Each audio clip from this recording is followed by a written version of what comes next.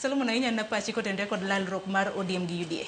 Lalruok mar ODM gi UDA an kaka jatend yudhe asapote. En gima onego otimre. But kaka jo ODM sama wadhi lalore gi jogi gi pachwa waikore nang'o. Ok diang' wadhi lalore gi jo ODM gi jo UDA pole to jok moko giyiecho party gi koni. Jok moko be dwano medre oriwre party. Koro gima nya wacho kapok wadhi lalore gi jo ODM akwayo jotend party structure mar party chakre party leader beduru piny gi vijende matindo gi. Vijende gi liet sana. To moko be woni gin yudhe to gin jo higni 40. Youth rumo higni 35. Koro gimbe ok gin yudhe, gi masquerade tu. Gibeda beda mos opange gi. Piny pok ondieko cham. Sharon sani kadiani idhi e chiro to ng'ato kelo ondiek gi diel. Ji dhi pong'o kuma ondiek nitie. To at the end of the day ok gidhi nyiewo ondiek. An kisetieko neno ondiek tidhi nyiewo diel idhi go dala.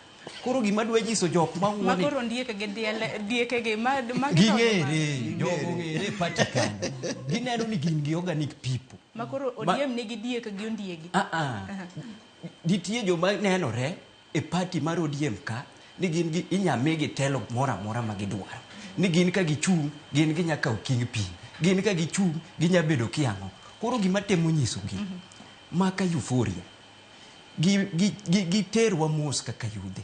Wasapoturu party leader wa mawango ni moto ne riwruok maro. Kata ka wadhi e mesa wanyiso jatend piny owacho ni wanto 2027 wan kodi to CSS wadwa ni medwa. Wadwa nikech deputy moro to ka wawuondore ni wadhi deputy to uongo. Nyaka ta bedo impeached to mano osemuochnwa kaka joluo.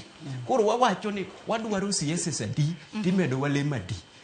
Moto mi wamed bede sirikal ni. Sirikal mit Sharon. Anya kana do gini mit jothuru akik wawe. Gini nyaka na donje kata tinde aringo gi TX omit. Koro atemo nyiso jopiny ni gini okwanya wuoge. Wabeda beda ure sirikal ni. To bat ka wadhi e sirikal ni be wariwore. To ine isema kulwete ji adi nikech kata mna wendi gini Judy beda ne ka Oyoka sabni I empower. Oyoka sabni I empower ma nyocho luongo yudhe turi.